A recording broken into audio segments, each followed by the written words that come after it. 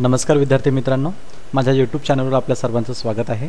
आज आपण लेखालिपिक, लेखक आणि कनिष्ठ लेखापाल यासाठी ई महापरीक्षा पोर्टलवर जी मॉक टेस्ट म्हणून जी फाईल अपलोड केलेली आहे त्यापैकी गणिताचे जे काही क्वेश्चन्स आहेत, मी ऑलरेडी 25 जे क्वेश्चन आहेत ते सॉल्व केलेले आहेत आणि पुढचे 25 जे क्वेश्चन आहेत ते आता मी सॉल्व करणार आहे। तर ते बघण्यासाठी इथे मी आय बटन तुम्हाला प्रोव्हाइड केलेलं आहे, तिथे आधीचे 25 क्वेश्चन जे आहेत ते तुम्ही पाहू शकता आणि पुढचे क्वेश्चन आता आपण पाहणार आहोत।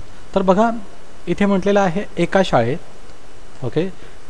खेळाचे 3 संघ आहेत, 3 संघ दिलेले आहेत। बास्केटबॉलच्या संघात किती 23 खेळाडू आहेत, हॉकीच्या संघात 20 खेळाडू आहेत आणि फुटबॉलच्या खेळात 25 खेळाडू आहेत। म्हणजेच काय, इथे एन ऑफ बास्केटबॉलला मी बी म्हणतोय, एन ऑफ बी दिलेला आहे 23।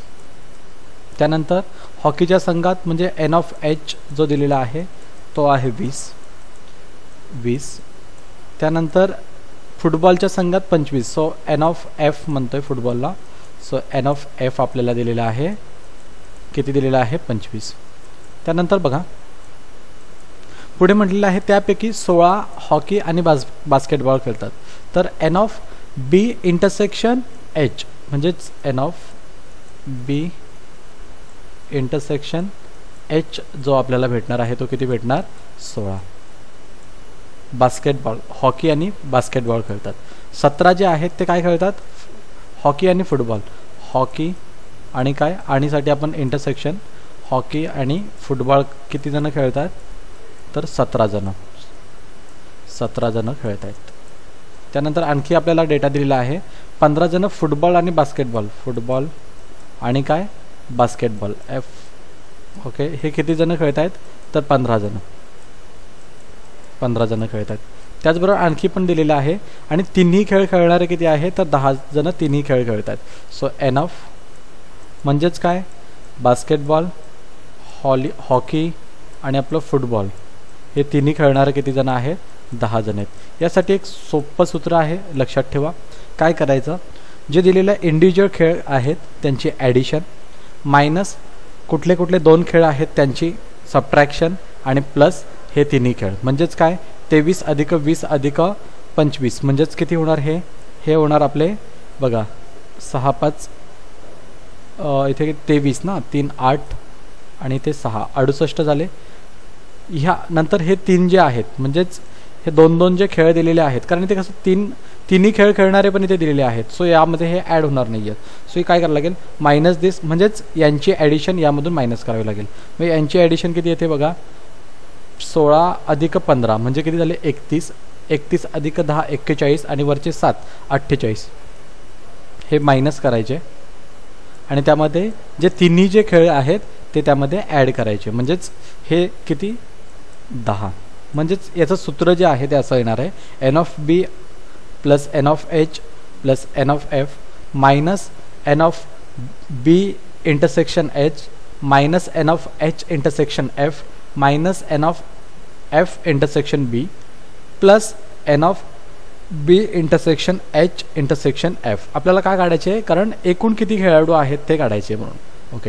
तर त्यापैकी बघा आता एकूण खेळाडू म्हणजेच किती, तर हे कशाचं सूत्र झालं, तर N of B union H union एफचे हे सूत्र झालं। मग बघा हे जे आहेत 68 मधून 48 गेले तर 20 राहणार आणि प्लस 10 केले तर 30, म्हणजे ए जे उत्तर आहे हे आपलं अगदी बरोबर उत्तर आहे। हे कसं असतं, ते खूप मोठे आता बघा हे 4 ओळीचं जे आहे क्वेश्चन आहे आणि एक छोटासा एक आहे, समजा 4 ओळीच पकडूया। तर वाचता वाचता आपल्याला असं वाटतं की खूप कन्फ्युजिंग आहे, पण हे कन्फ्युजिंग क्वेश्चन नाही, तर खूप सोपे क्वेश्चन्स आहेत। फक्त आपल्याला सूत्र जो मी आता सांगितला तुम्हाला तो फक्त लक्षात पाहिजे। त्यानंतर पुढचं बघा एक्झाम्पल, पुढचं एक्झाम्पल आपल्याला म्हटलेलं आहे 2 अंकी संख्यांची बेरीज बघा 73 असेल आणि त्यांची वजाबाकी 37 असेल, तर त्या संख्या आता बघा इथे आपण x + y = 73 आणि x - y = 37 असंही करू शकतो। पण तत्पूर्वी सोपी गोष्ट लक्षात घ्या की जर बेरीज 73 म्हटले तर यांची बेरीज 73 असलेले कुठले कुठले आहेत, तर 8 5 13 बघा, युनिट प्लेस फक्त लक्षात घ्या, इथे युनिट प्लेस 8 येईल, इथे युनिट प्लेस 2 येईल, इथे युनिट प्लेस 4 येईल। म्हणजेच इथे कुठलंच हे जे आहेत हे तिन्ही ऑप्शन्स जे आहेत ते रॉंग आहेत, कारण काय इथे त्यांची बेरीज जर केली तर ती 73 येत नाही आहे, 73 फक्त याचीच येईल. So option A. बाकी काही एक्स प्लस वाय आणि एक्स मायनस वाय करण्याची काही गरज नाही आहे. ओके, पुढचं बघा. इकडे म्हटलेलं आहे 63 जे दिलेलं आहे याच्यामध्ये म्हटलं आहे 6, 2, 7, 4, 3 या संख्या प्रत्येकी फक्त एकाच वेळा वापरून लिहिलेल्या सगळ्यात मोठ्या आणि सगळ्यात लहान संख्येतील फरक किती. आता सगळ्यात मोठी म्हणजेच काय, जर मोठा अंक आधी लिहा, त्याच्याहून छोटा, त्याच्याहून छोटा, त्याच्याहून छोटा. आणि छोटा अंक म्हणजे काय, जो छोटा अंक आहे तो आधी लिहा आणि बाकी मोठे मोठे मोठे लिहित जायचे. म्हणजेच इथे काय येईल तर बघा आपल्याला 2, 3, 4, 6, 7 मोठा अंक काय येईल 7, 6, 4, 3, 2 आणि छोटा अंक याच्या उलट म्हणजेच 2, 3, 4, 6, 7. आता याच्यामध्ये काय म्हटलं आहे तर यांच्यातील फरक म्हणजे मायनस. ओके, सो इथे 2तून 7 जाणार नाही, सो 12 झाले. इथे राहिले 2, 12तून 7 गेले किती राहिले तर 5 राहिले. ओके, हा ऑप्शन एलिमिनेट होऊन गेला. त्यानंतर बघा इथे काहीच नाही आहे, इथे 2तून 6 जाऊ शकत नाही, इथे हातचा घेतला, इथे राहिले 3, 12तून 6 गेले 6 बरोबर. त्यानंतर इथे 3. ओके, सो इथे 13 झाले, इथे राहिले 5, सो इथे राहिले 13तून 4 गेले, इथे राहिले 9. ओके, म्हणजे हा ऑप्शन पण एलिमिनेट झाला. 5तून इथे गेले किती राहिले, 5तून 3 गेले 2 गेले, म्हणजेच आपला हे उत्तर बरोबर आहे. बाकी हे करण्याची गरज पण नाही आहे कारण इथे 1 आहे, इथे 2 आहे. सो बी ऑप्शन जे आहे ते आपलं बरोबर आहे. इथे कसं आहे आता बघा, तुम्ही म्हणाल सर की 5 इथे जे काय होतं ते पटकन आपण करू शकलो असतो, पण सेकंड आपल्याला वाचवायचा असतो. सो पटकन ऑप्शन लिहायचे असतात कारण आपल्याला जे दिलेलं असतं टाईम लिमिट जे असतं ते मिनिटमध्ये असतं आणि एका क्वेश्चनसाठी सेकंडमध्ये आपण टाईम देत असतो. सो गरजेची गोष्ट आहे ती. ओके, त्यानंतर बघा 64 एक क्वेश्चन दिलेला आहे, सरळ रूप द्या. म्हणजेच काय, this divide by this is equals to what. आता साधं गोष्ट लक्षात घ्या, इथे जर तुम्हाला A plus B the whole square त्याचा जर फॉर्म्युला माहिती असेल तर डायरेक्ट तुम्ही लिहू शकता याचं उत्तर जे आहे k+2 येणार. कारण बघा, किंवा जर तुम्ही याला वर्ग समीकरणाने सोडवलं तरी पण चालेल. 2 चॉईसेस आहेत तुमच्याकडे, बघा दोन्ही मी सांगतोय. पहिलं बघा काय करणार, k+2 आणि इकडे जे ऑप्शनमध्ये दिलं त्याच्यापैकी कुठला आला तर त्यांचं उत्तर जे आहे ते k² + 4k+4 येणार आहे. तर मला हे जर सूत्र माहिती असेल a + b the whole bracket square म्हणजेच काय तर a² + 2ab + b². हे जर सूत्र माहिती असेल तर मी डायरेक्ट सांगू शकतो की याचं उत्तर जे आहे k+2 येणार आहे. कारण बघा इथे दोघांमध्ये प्लस आहे, दोघांमध्ये प्लस आहे. सो इथे मायनस तर कुठला नसणार आहे, सो हे ऑप्शन्स एलिमिनेट होणार आहेत. आणि k+4 पण नसणार आहे कारण इथे काय बघा k+4 म्हणजेच इथे जो मधलं जे हे असतं 4k जो आहे तो तुमचा ट्रान्सफर झाला असता काहीतरी वेगळ्याच याने. ओके, सो हे पण ऑप्शन नाही, डायरेक्ट हेच ऑप्शन, किंवा तुम्ही डायरेक्टही करू शकता. ओके,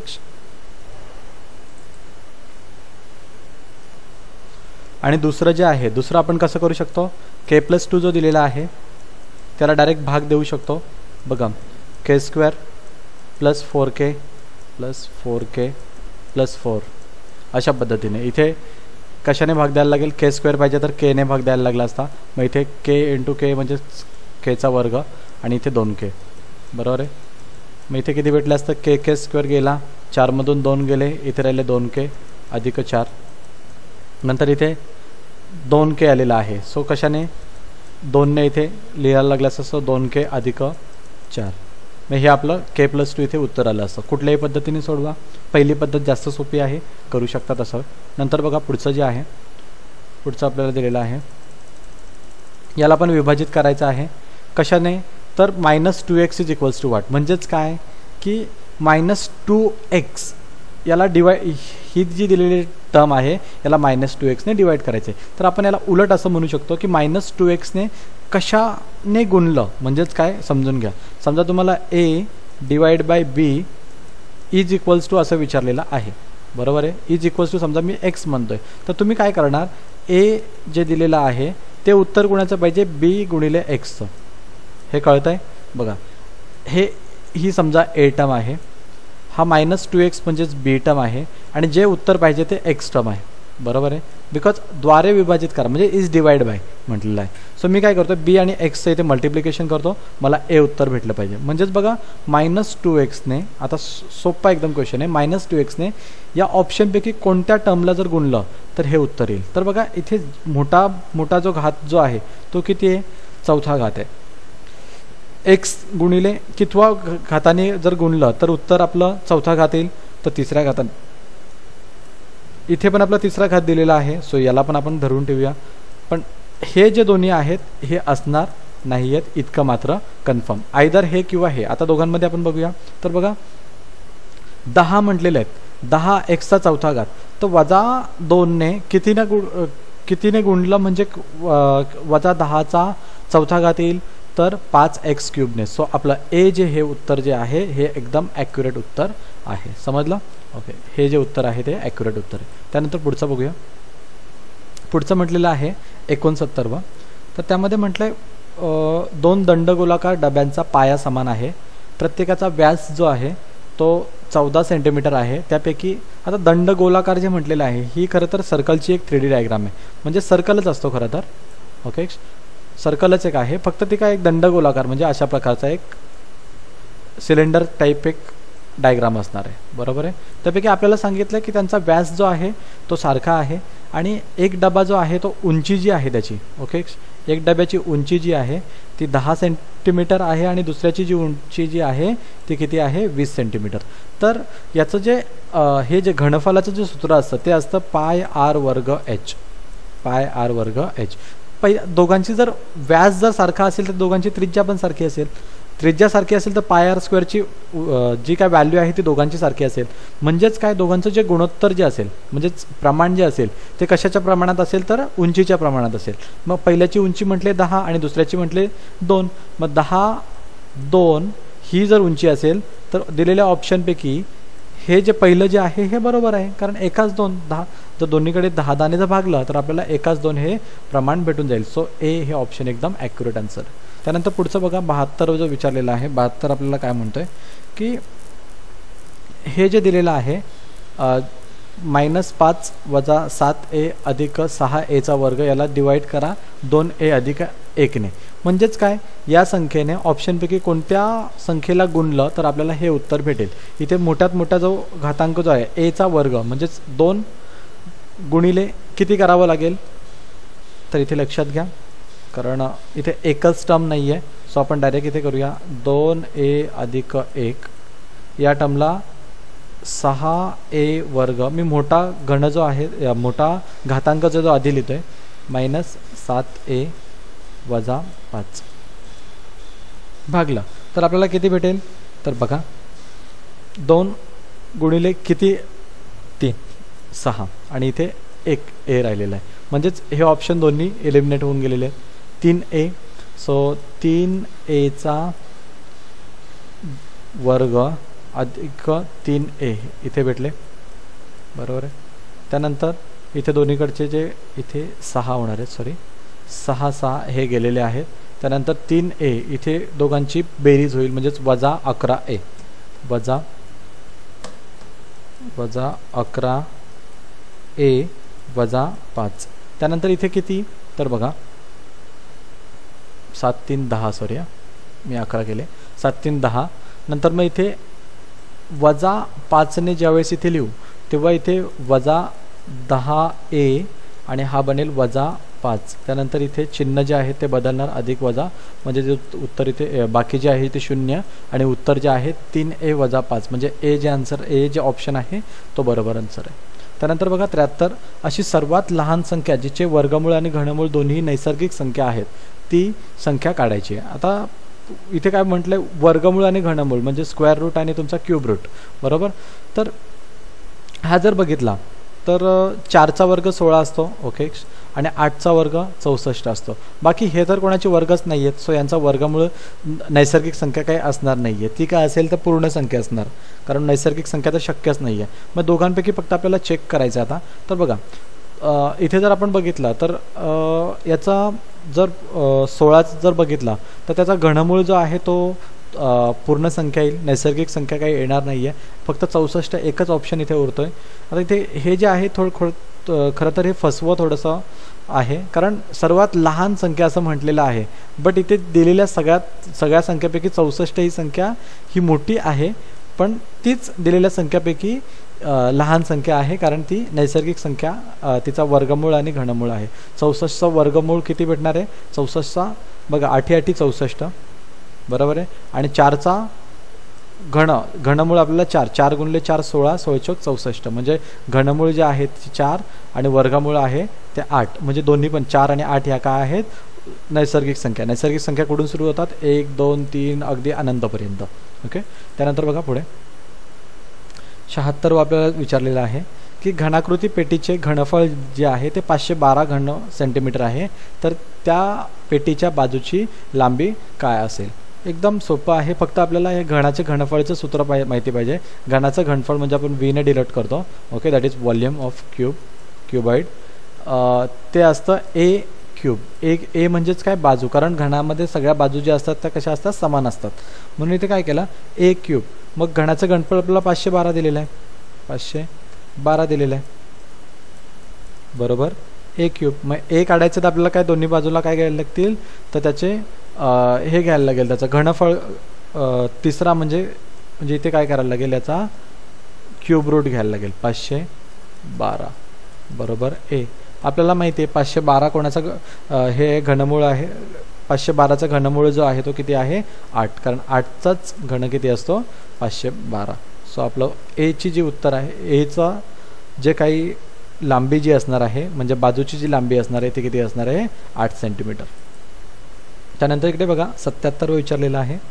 125 शर्टची किंमत 11,250 रुपये आहे आणि वाहतुकीचा खर्च 375 रुपये आहे. 20% नफा मिळवण्यासाठी प्रत्येक शर्टचे मूल्य किती असायला हवे? याच्यामध्ये काय की आपल्याला एका शर्टची पहिल्या आधी किंमत काढून घ्या. बघा 125 शर्टची किंमत किती? 125 शर्टची किंमत किती दिलेली आहे? तर ती सांगितली 11,250. पण त्या किंमतीमध्ये वाहतुकीचा खर्चही ॲड झालेला आहे. सो वाहतुकीचा खर्च किती आहे? 375.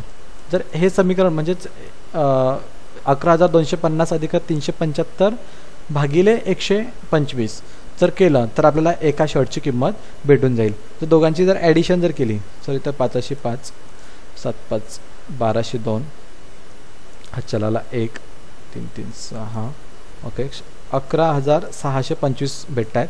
जर 125ने याला जर भागलं तर बघा, जर 5ने याला जर भागलं आपण तर बरोबर आहे. तर 5 दुने 10 इथे राहिले 2 5 5 25. नंतर इथे 5 दुने 10 उरला 1 5 त्रिक 15 ओके उरले किती इथे 1 5 दुने 10 उरले 2 5 5 25. परत 25ने जर भाग दिला 25 एके 25 25 9 225 आणि इथे उरला 7 सो 75. सो इथे उत्तर भेटेल 93. म्हणजेच एका शर्टची जी किंमत आहे ती किती भेटली आपल्याला? इथे 93 रुपये एका शर्टची किंमत भेटलेली.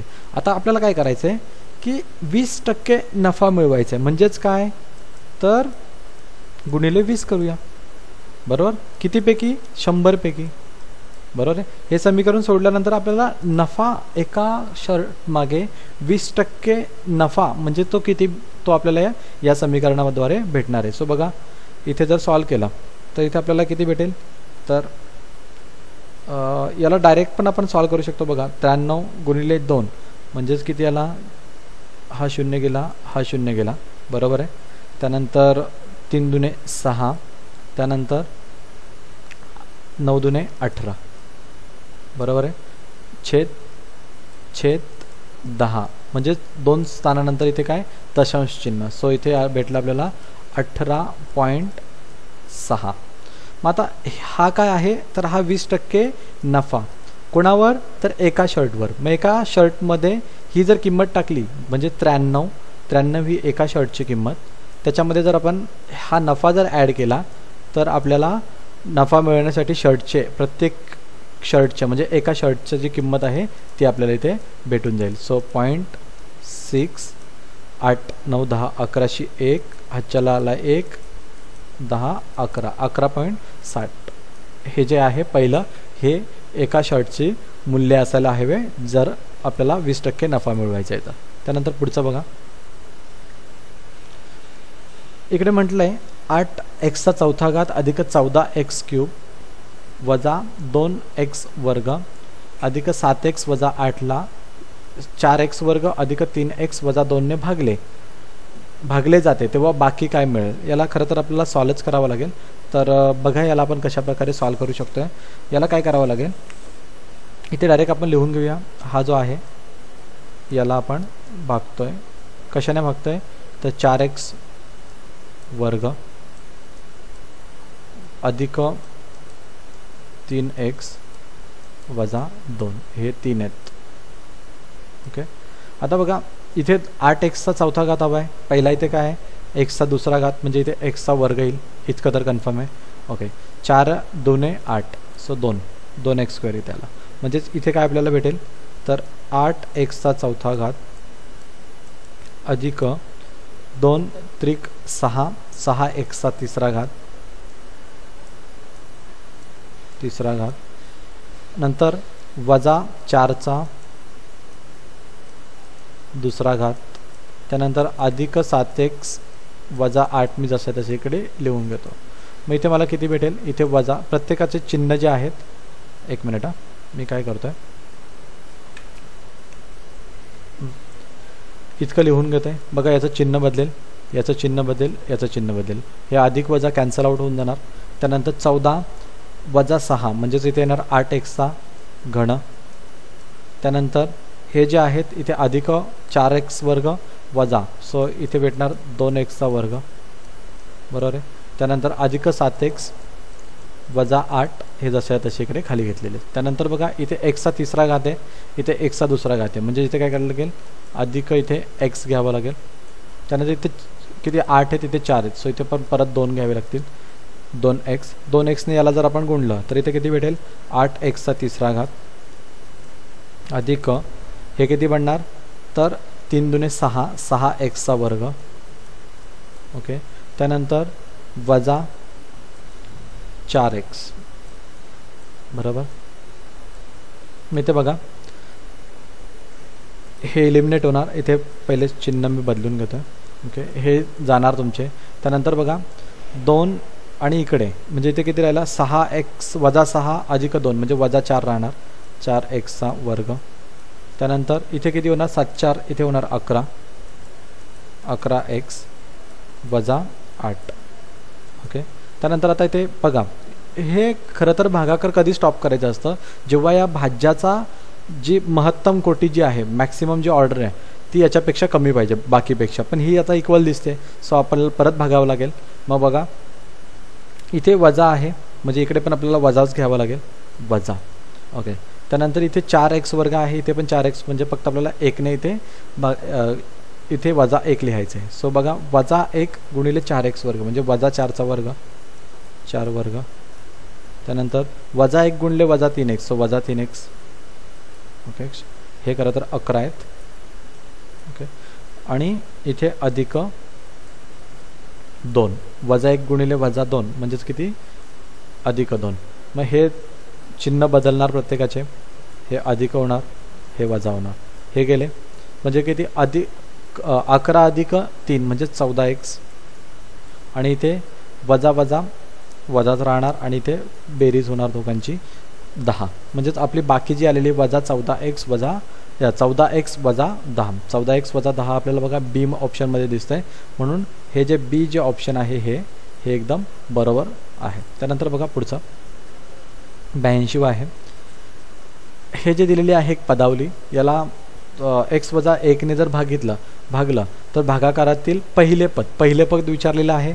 काही जास्त डोकं लावणे हे करायचं नाही आहे. बघा x आणि हा पहिला पद दिसतोय, बरोबर आहे. ह्या xला कितीने गुणलं तर 2x घन येईल, तर बघा xला 2x वर्गने जर गुणलं तर 2x क्यूब येईल, सो 2x वर्ग हे याचं उत्तर आहे. त्यानंतर म्हटलेलं आहे एका समांतरभुज चौकोनाचे क्षेत्रफळ आपल्याला दिलेलं आहे. ते क्षेत्रफळ सांगितलेलं आहे 42 वर्ग सेंटीमीटर. तर त्याचा पाया दिलेला आहे 7 सेंटीमीटर आणि त्याची उंची काढायला सांगितलेली आहे. तर जर समांतरभुज चौकोनाची जर आपल्याला समांतरभुज चौकोन जो आहे त्याची जर क्षेत्रफळ जे आहे ते असतं किती, तर एरिया बरोबर बी इंटू एच. बी म्हणजे आपला पाया बेस आणि एच म्हणजे हाईट. तर समांतरभुज चौकोन म्हणजे अशा प्रकारचा एक चौकोन, बरोबर आहे. इथे ही जी बाजू असणार आहे ही असणार आहे पाया, ओके. आणि हा जो असणार आहे म्हणजेच हा जो असणार आहे ही असणार आहे काय त्याची उंची, ओके. मग इथे फक्त टाकायचं आहे 42 बरोबर पाया दिलेलाच आहे 7 गुणिले एक्स. तर 7 सकम 42 असतं म्हणजेच हाईट इथे किती पाहिजे तर 42. सो आपलं जे उत्तर जे आहे याचं किती असणार आहे तर 6. म्हणजेच ऑप्शन ए जे आहे हे बरोबर आहे. त्यानंतर पुढचं बघा, -1.2चा वर्ग किती, 12चा वर्ग किती असतो 144. 144 लिहिला. आता 1.2 गुणिले 1.2 म्हणजेच आपल्याला दशांश चिन्ह जे आहे ते एकक स्थानापासून किती दुसऱ्या स्थानानंतर द्यावं लागेल. म्हणजेच इथे 2 स्थाना दशांश चिन्ह 1.44, कारण हा एक आणि हा एक प्लेस, म्हणून हा एक प्लेस सोडला आणि इथे दशांश चिन्ह दिलं. सो 1.44 हे याचं उत्तर आहे. त्याच्यानंतर पुढचं बघा, याच्यात आपल्याला म्हटलं आहे ह्या दिलेल्या टर्मला -2x वर्गाने जर भागलं तर भागाकार किती येईल, इथे विचारलेलं आहे. याच्यामध्ये कसं आहे की बघा, इथे महत्तम जे आहे इथे किती आहे 7, म्हणजे एक्सचा कितवा घात आहे तर 7वा, आणि इथे एक्सचा कितवा घात आहे तर दुसरा. तर इथे सगळ्यांमध्ये 5-5 दिलेले आहे. सो एलिमिनेशन इथे होणार नाही, आपल्याला डायरेक्ट करावं लागेल, हे करावंच लागेल इथे. सो मी इथे लिहितो आहे बघा, -2x वर्ग, इथे आलं -6x चा 7वा घात. किंवा आपण असं पण म्हणू शकतो या टर्मने या ऑप्शनपैकी कुठल्या टर्मला जर गुणलं तर उत्तर हे येईल. तसं केलं तर एकदम बेस्ट होईल. कारण बघा -2 गुणिले 3 जर इथे केले, ओके, इथे 3 जर केले तर -6x चा 7वा घात येईल, म्हणजेच x 5ने. सो हा -3 जो आहे हा ऑप्शन आपला निघून जातो, कारण काय वजा अधिक झाला असता आणि इथे दिलेला आहे वजाबाकी. सो इथे जो काही 3 जो आहे तो नेहमी पॉझिटिव्ह असला पाहिजे. त्यानंतर बघा इथे पाहिजे 8x चा 4था घात. आता 8x चा 4था घात कधी येईल, जेव्हा -2ला आपण -4ने गुणू, बरोबर आहे, तेव्हा अधिक 8 येईल. सो -4 इथे दिसतंय, यस इथे प्रत्येकामध्ये आहे. सो तिन्ही ऑप्शन अजूनपर्यंत ठीक आहेत. त्यानंतर बघा इथे -2 म्हटलेलं आहे, बरोबर आहे. या -2ला जर अधिक 1ने जर गुणलं तर -2 येईल. सो अधिक 1 इथेच दिसतंय, फक्त इथे -2 आहे, इथे तर काहीच नाही आहे. सो ए जे ऑप्शन आहे हे आपलं बरोबर आहे. ह्या भागाकार न करता आपण डायरेक्ट यांचा गुणाकार करून पण डायरेक्ट काढू शकतो, कारण इथे ऑप्शन्स दिलेले आहेत. जर हे कधी ज्यावेळेस आपल्याला कुठली सपोज थेअरी एक्झाम जी आहे त्यावेळेस तुम्हाला स्टेप्सला जेव्हा मार्क्स आहेत तेव्हा ही स्टेप करण्याची गरज आहे. बाकी ही ऑप्शन आहे, इथे वेळेला महत्त्व आहे. सो पटपट सॉल्व करायचं आहे. सो आपण डायरेक्ट गुणाकार करून करतो आहे. त्यानंतर बघा 88 जो विचारलेला आहे, 88 मध्ये काय म्हटलेलं आहे, 2y अधिक 1y अधिक y3 अधिक 2y अधिक y3 बरोबर 1y8. तर yचे मूल्य आपल्याला इथे काढायला सांगितलेलं आहे. तर बघा इथे काय करायचं आहे, खूप सोपं आहे खरं तर, काहीच जास्त डोकं लावण्याची गरज नाही. इथे बघा एकक स्थान जे आहे ते लक्षात घ्या. इथे y आहे, इथे 3 आहे, म्हणजे इथे किती झाले 2y अधिक y अधिक 3 अधिक y अधिक y अधिक 3 अधिक 3 बरोबर किती भेटतं एकक स्थानी 8 भेटले पाहिजेत. 8 भेटले पाहिजेत. मग तो 28 असेल, 38 असेल, 88 असेल, 98 असेल, कितीही असेल, पण एकक स्थानी किती भेटतंय 8 भेटतंय. तर लक्षात घ्या 3 अधिक 3 किती होतात 6. y y y म्हणजेच किती 3y बरोबर किती भेटले पाहिजेत 8. मग आता आपल्याला ऑप्शनमध्ये बघायचे आहेत. ऑप्शनमध्ये 5 जर किंमत टाकली तर 5 त्रिक 15, 15 अधिक 6 म्हणजे 21 होतात. एकक स्थानी आपल्याला भेटतंय का 8 भेटतात का नाही. त्यानंतर दुसरा ऑप्शन टाका 7 त्रिक 21, 21 आणि 6 म्हणजे 27 वगैरे भेटतात. सो हे पण ऑप्शन बरोबर नाही आहे. त्यानंतर बघा 4 त्रिक 12, 12 आणि 6 18 भेटतात, हे ऑप्शन बरोबर आहे. पण पुढचं पण आपल्याला चेक करायचं आहे, कारण डायरेक्ट आपण म्हणूच शकत नाही की 4च बरोबर आहे. त्यानंतर पुढचं चेक करणार 6 त्रिक 18, 18 आणि हे 6 म्हणजे 24, म्हणून इथे एकक स्थानी 4 भेटत नाही. म्हणजेच आता आपलं कन्फर्म झालेलं आहे की ऑप्शन सी हे एकदम बरोबर उत्तर आहे. त्यानंतर बघा 89, याच्यामध्ये म्हटलं आहे एका वर्गातील मुलांचे आणि मुलींचे जे गुणोत्तर जे दिलेलं आहे ते 2:3 आहे. मुलांची संख्या 20 असेल तर मुलींची संख्या किती. इथे काहीतरी सोपं विचारलेलं आहे. जर मुलं 20 असतील तर मुली किती असणार आहेत 30 गुणिले 10 गुणिले 10 करा, झालं. त्यानंतर बघा पुढचं, याच्यामध्ये म्हटलं आहे की 15 जे कामगार आहेत, 15 कामगारांच्या एका गटातील, ओके 91 आहे, 5 जण प्लंबिंग आणि सुतार दोन्हीत चांगले आहेत. काय म्हटलंय 15 जण आहेत, एकूण किती आहेत 15. त्यापैकी प्लंबिंग आणि सुतारमध्ये किती आहेत, प्लंबिंग आणि सुतारमध्ये किती जण चांगले आहेत तर 5 जण. त्यानंतर 3 जण जी आहेत ती कशामध्ये, फक्त सुतारकाम, फक्त इथे वर्ड लक्षात घ्या, फक्त सुतारकामात, ओके फक्त हा वर्ड खूप महत्त्वाचा आहे इथे, चांगले आहेत. 3 जण दोन्ही कामात चांगले नाहीत, 3 जण दोन्ही कामात चांगले नाहीत. तर त्यांच्यापैकी किती जण प्लंबिंगच्या कामात चांगले आहेत. बघा मी इथे बनवतोय सेट, हा खरं तर एक प्लंबिंगचा सेट आहे. हा जो आहे, एक मिनिट मोठा सेट घेतो,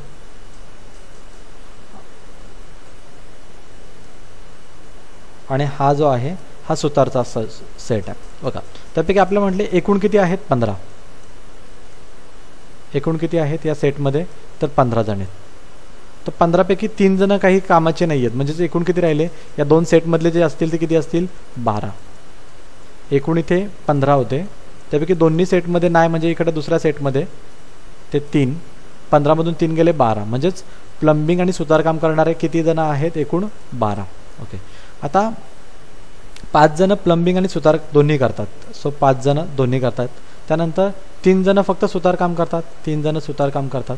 तर आपल्याला विचारलं आहे प्लंबिंगची कामं किती करतात. आता मी आताच सांगितलं 15 जण होते, त्यापैकी 3 जण प्लंबिंग आणि सुतार बाकी काहीच करत नाही आहेत, सो फक्त या दोघांची जी ॲडिशन पाहिजे ते किती पाहिजे 12. मग इथे प्लंबिंगची बघा 5 अधिक 3 म्हणजे 8 झाले. 8मध्ये किती मिळवले ते 12 होतील, 8मध्ये किती मिळवले तर 12 होतील, 8 4 12. सो चौथं हे जे आहे हे बरोबर उत्तर आहे. बघा प्लंबिंग जर इथे 8 घेतले तरच एकूण आपले 12 होतील. 8 5 सॉरी इथे 4 मी चुकीचं म्हणतोय काहीतरी, ओके 4 4 5 9 9 + 3 12, तेव्हाच हा सेट पूर्ण होईल. सो आपलं बी जे ऑप्शन आहे हे बरोबर उत्तर. त्यानंतर बघा 93 आपल्याला विचारलेलं आहे की एका समांतरभुज चौकोनाच्या 2 लगतच्या बाजू ज्या दिलेल्या आहेत त्या 5 सेंटीमीटर आणि 8 सेंटीमीटर आहेत. त्यांची परिमिती म्हणजे पेरिमीटर म्हणजे संख्यांच्या हे जे बाजू ज्या आहेत त्यांची बेरीज, म्हणजेच आपण त्याला सूत्र असं पण एक आहे 2 अधिक, जर पहिल्याला लांबी म्हटलं आणि दुसऱ्याला जर आपण ब्रेड्थ म्हटलं म्हणजे रुंदी जर म्हटलं, आयताचं जरी वापरलं येते तरी पण चालेल. म्हणजेच किती 8 5 13, 8 अधिक 5 आणि त्यांच्या बेरजेला 2 ने गुणायचं, 8 5 13, 13 2 26. किंवा असं जरी म्हटलं 5 5 10 अधिक 8 8 16 तरी पण चालेल. कारण काय पेरिमीटर म्हणजेच काय, कुठलीही आकृती देऊ द्या त्याची ही बाहेरच्या ज्या कडा आहेत, ह्या ज्या कडा आहेत ब्लूने दाखवतो बघा, ही जी लांबी जी असते ती म्हणजेच परिमिती असते.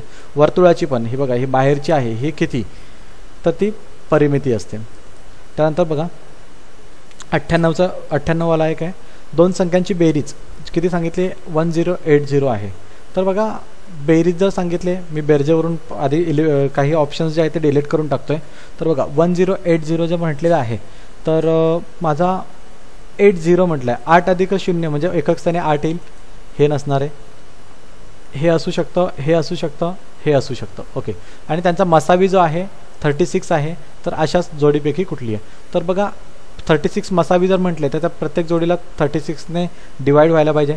सो 38ला 36 काय डिवाइड होत नाही, सो हा ऑप्शन आपला डिलीट झालेला आहे.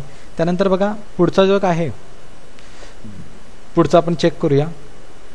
आता 36ला आपण असं म्हणू शकतो की ज्याला 3ने भाग जाईल त्याला 36ने भाग जाईल, आणि 3ची कसोटी आपल्याला काय सांगते, संख्यांच्या बेरीज किती पाहिजे 3च्या पटीत.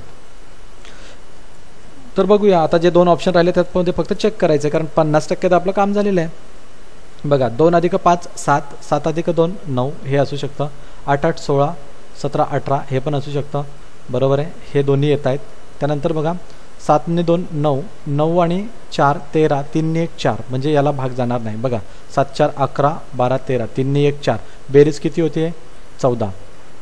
सो 4 1 5 होत आहेत. सो त्याच्या पटीत नाही आहेत. सो हे ऑप्शन पण रॉंग. सो आपलं बी जे ऑप्शन आहे हे एकदम बरोबर उत्तर आहे. त्यानंतर बघा पुढचं, आय थिंक हे लास्ट आहे. ओके, यानंतर आपलं हे संपून जात आहे. बघा, एक फासा फेकला 6पेक्षा, आता आपल्याला साधी खूप स्टुपिड क्वेश्चन आहे हा, की एक फासा फेकला 6पेक्षा मोठा अंक प्राप्त होण्याची. आता मॅक्सिमम 6 असेल तर 6पेक्षा मोठा असेल का कुठला, तर नाही आहे. 6पेक्षा कुठलाच मोठा नाही. म्हणजेच आपल्याला एन ऑफ ए जो आहे, ए इव्हेंटचा जी ही आहे प्रोबॅबिलिटी, ती किती भेटेल 0. सो 0 बाय किती पण करा, शेवटी ते 0च भेटणार आहे. सो जर तुम्हाला संभाव्यता म्हणजे 6पेक्षा मोठा जर भेटतच नाही आहे तर त्याची प्रोबॅबिलिटी किती असेल, 0 ही असणार आहे. ओके, तर अशा प्रकारे विद्यार्थी मित्रांनो, मी हे जे एकूण तुम्हाला माहिती आहे का, क्लर्क आणि तुमचं याच्यासाठी लेखालेखिका आणि कनिष्ठ लेखापाल याच्यासाठी एकूण क्वेश्चन पेपरपैकी 50 जे क्वेश्चन जे आहेत ते एकूण आपल्या गणितावर आहेत. म्हणजे 100पैकी जर 50 असतील म्हणजे 50% सिलेबस जो आहे तो आपल्या गणितावर आहे. तर याचं वेटेज लक्षात घ्या. ओके, तर भेटूया नंतर पुढच्या व्हिडिओमध्ये. थँक्यू.